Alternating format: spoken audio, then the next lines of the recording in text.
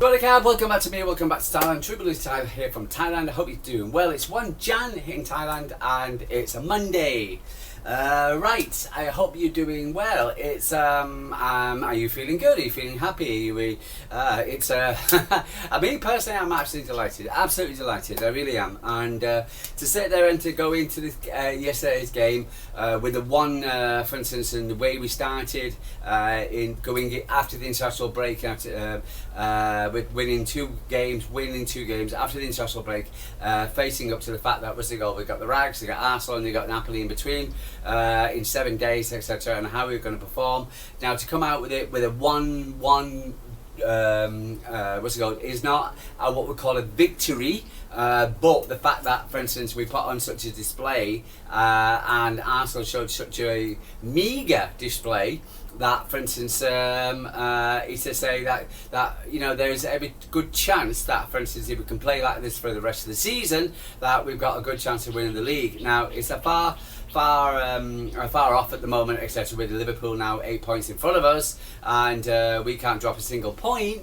But again, for instance, when the treble season we started off, etc., we weren't the best, and we had started off a sluggish start of the season. There's football. I've been watching it ever since in the early 1970s. So, for instance, and you never know. But at the moment, etc., I'm delighted. I woke up this morning. I've listened to I didn't finish until after midnight. I woke up this morning. I listened to I listened last night after the game, etc., because I can't sleep.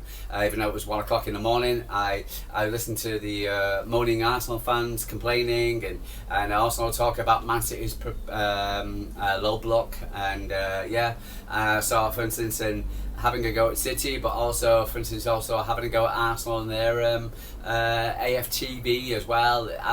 They're complaining about the style of football, and there was a guy, for instance, a bald-headed guy, a bit of a grumpy guy, for instance, for AFTV. He said he had to walk around the stadium twice and go for a few beers before he can come on talk because he was so furious. So this is it. We walked into this game knowing that, for instance, we've had 2 days games less. Training, for instance, and we've walked out with it with a point, and for instance, and did a lot better than what we did last season at the Emirates Stadium. So all in all, with an Arsenal which is a better side, Arsenal, a better more quality, more players, better players. And still they didn't beat Man City. And at the half-time interval, I don't know about yourself, half-time, I was quite chilled. I really was. Honestly, I was. I couldn't believe it. For instance, I was sat there going, "Wow, this is it. This is Arsenal." And so to go 1-0 up at half time, knowing that, for instance, Arsenal didn't do really much at all, and I was like, what? This is they scrapped it a little bit, they pushed it a little bit, but they had a few corners, huffed and puffed, but they didn't really cause Man City too many problems. And after Haaland's goal, etc., Reinders should have done better with his shot, and in the second half, Haaland should have passed to Foden, and Foden should have scored, and would have made it 2-0, for instance, and Man City would have come off smiling. In the end, unfortunately, it was 1-0 is always difficult to score, to defend, and and then we conceded, and Arsenal jumped up and down, the Arsenal fans and Arteta, and jumping up and down like they've won the World Cup, and all they do is get a point at Manchester City. So I can't for the life of me, for instance, why they're going so crazy, and I'm just like, what the, and it just tells me, this is what Bernado Silva says, and for instance, after the game. A reporter was asking, unlucky Bernado conceding just that late goal like last season. Do you see this as a big point? Bernado Silva, no, that's the difference that's the difference. For them, a draw feels like a trophy. For us, we expect more. That's why we win leagues and they win nothing.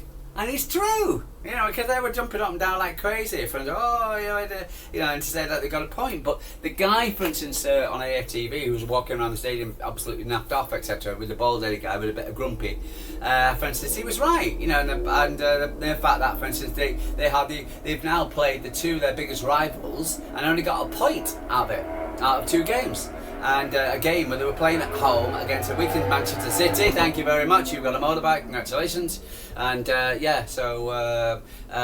you know, knowing that they played against Liverpool, lost at Liverpool, okay, and then they played against without really laying a glove on Liverpool. I played very defensive, and they played a pretty defensive team. To tell the truth, I think there was a lot of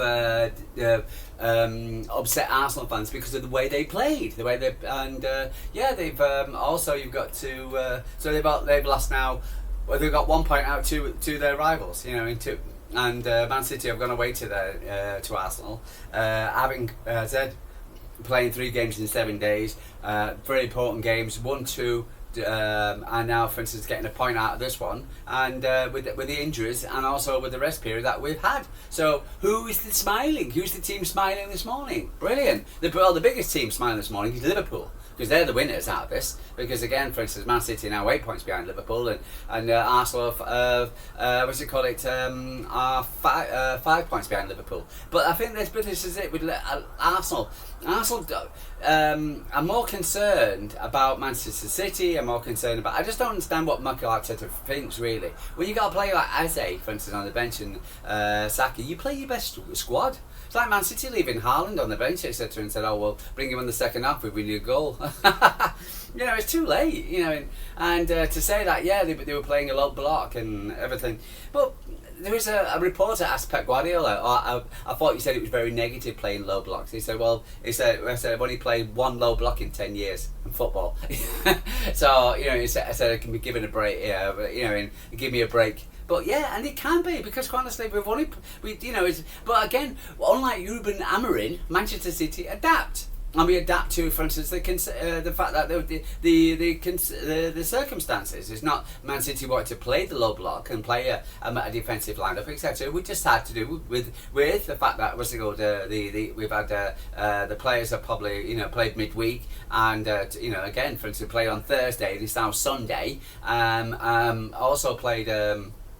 Very, it's the third very important game in 7 days, but also with injuries as well. We're not playing with our qualified left back, etc., which is O'Reilly, a guy from the academy, very good, and also he did very, very, very well. And Kuzinoff on the right hand side, for instance, also new to the role, not a right back. Man City's insisting on not buying a right back is killing me. But for instance, the mere fact that, for instance, he's slotted in there and feels like he's been there forever. And the way he had Trossard on toast was going in the first half when he ran back, to retrieve the ball from Trossard, and Trossard fell over like a pack of cards. I thought, for instance, he just looked so comfortable. Unfortunately, he got stamped on and he had to go off injured. But overall, for instance, so we're playing the left back and the right back, etc. For instance, which Arsenal, with their quality of the players, should be, doing a lot better, but they didn't. And the corners, they should be doing a lot better. But Donnarumma was quite very, very comfortable, I thought, most of the time, and the defence just knocked it out. And and it's up to Arsenal to force the issue. But the only team forced the issue with the first half was Man City, who scored. So overall, delighted, absolutely delighted. Let's go for the teams. So the team started off with Donnarumma, Kuzanov, basically the same team really. Nunes coming home from 46th minute. Diaz, Guardiola, O'Reilly. John Stones came on the 87th minute. Rodrigo, Bernado, Silva, captain. Reinders, Foden. Aki, 68th minute. Doku's 87th minute. Haaland. Nico came for him on the 76th minute. Unused subs for Trafford, Bob, Masaka and Lewis. And so there you are. Arsenal started off with Raya, Timber, Martinelli came on the 80th minute, son of a bitch. I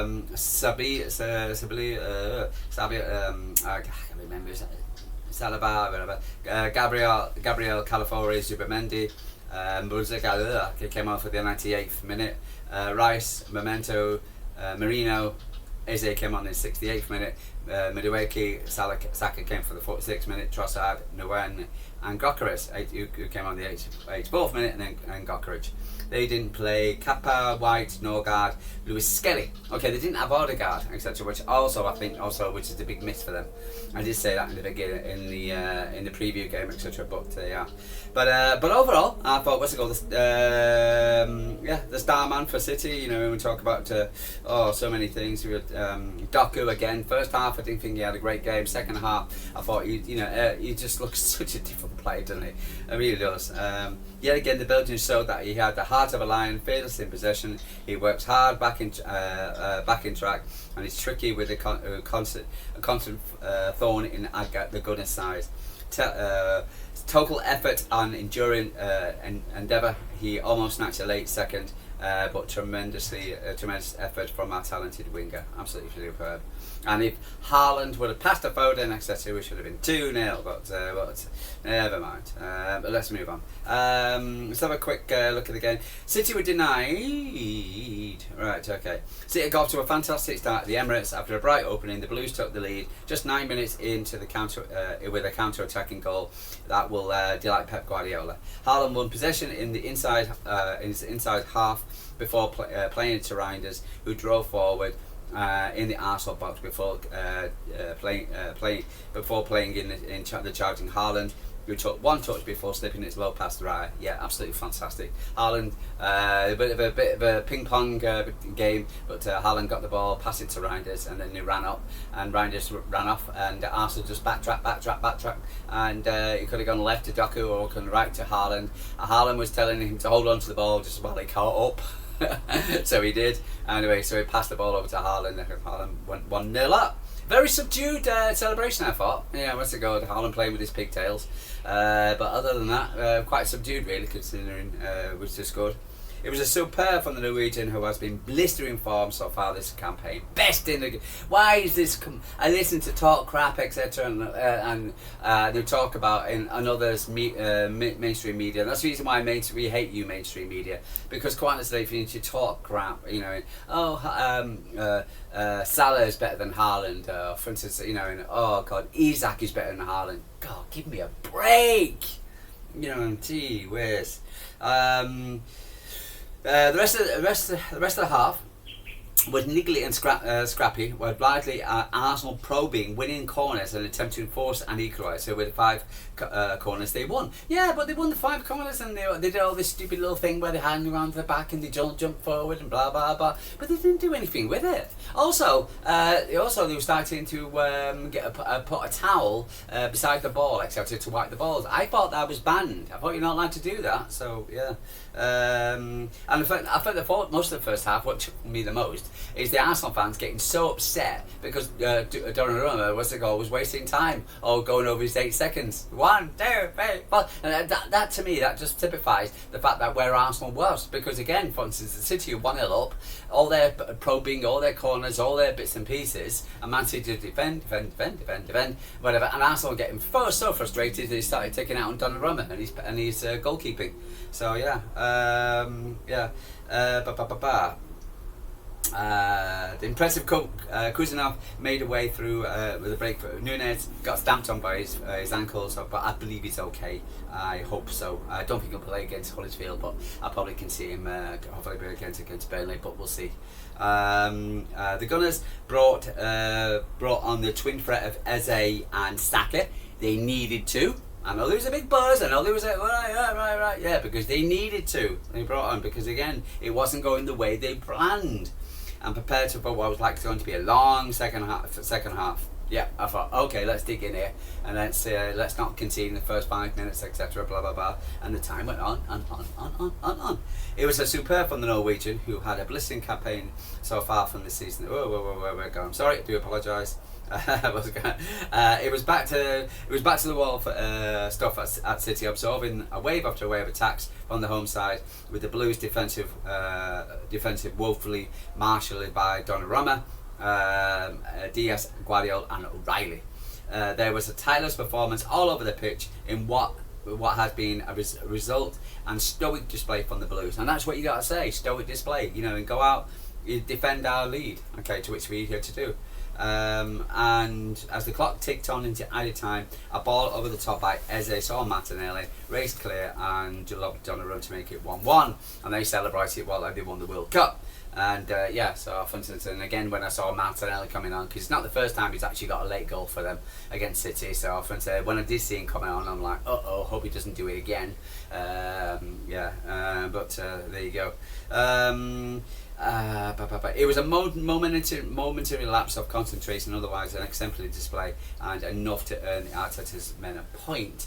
So for instance, but again, for instance, I'm not going to criticise Donnarumma.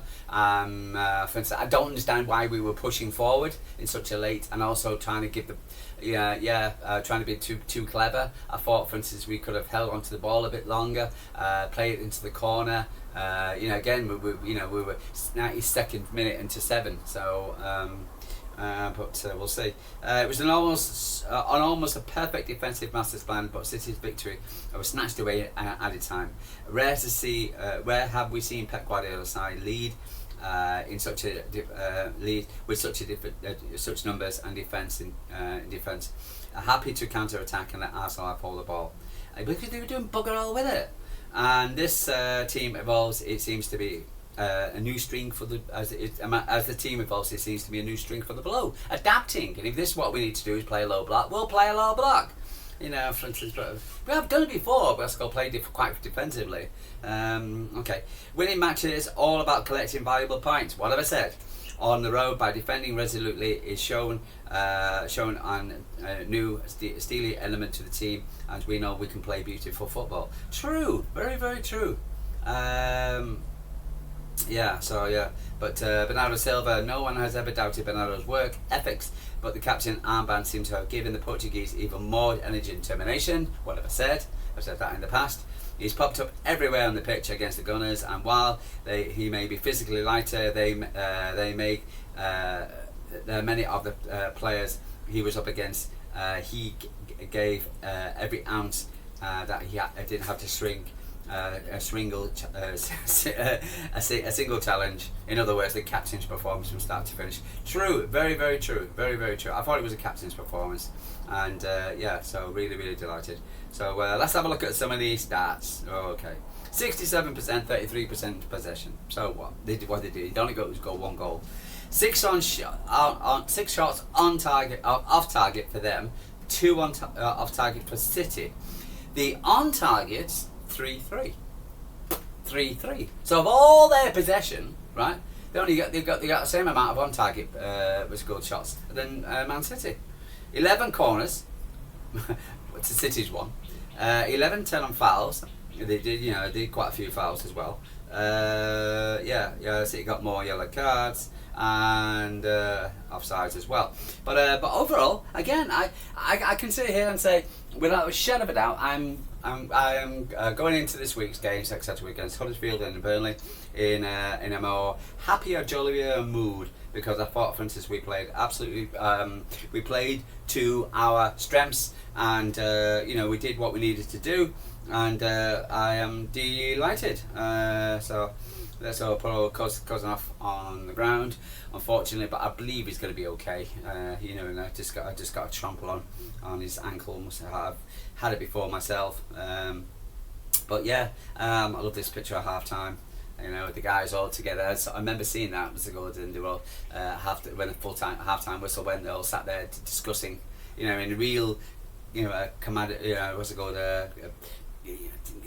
together kind of guys, and Rodri, I was expecting him to come off, but he didn't, and played a stellar performance, and really really happy that he came through without any. Hopefully he doesn't get any issues, but brilliant, and hopefully he'll get rested against Huddersfield, and we'll see him back against Burnley. But yeah, it would be good to him. But I've got many good reasons to be happy today, really has, and I'm very very delighted about what happened, what we did, and the fact that we've got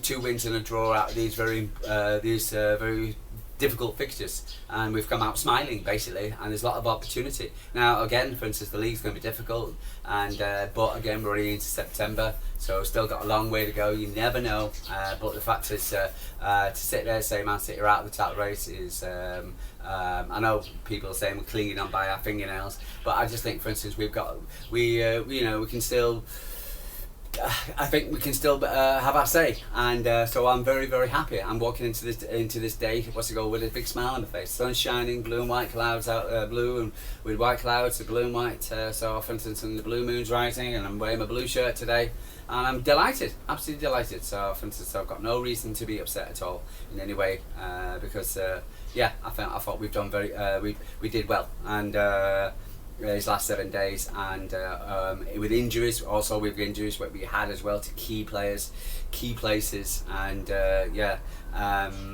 positions, sorry, not places, but yeah, overall delighted. I'm happy, and I hope you are too. Like and subscribe. Tell me what you're thinking. How you feeling about me? If you're feeling about, am I deluded, or do you feel more happier now going into the rest of the season? And let's go seeing the revenues and Doku and Haaland, the way he's playing, and Bernado, the commitment of the squad as well, which is brilliant. And the way we're playing, just so we get our players back as soon as possible, and so hopefully we can go on. We've got a fairly decent good run of fixtures before Liverpool. Hopefully we'll get win all 5, but we'll see. Anyway, guys, gonna love you and leave you. True Blue time from Thailand. Like and subscribe. Tell me what you're thinking. Always nice to hear. You can always ask me about Thailand if you're coming over here, and can answer any questions like that. But guys, yeah, and I'll speak to you soon.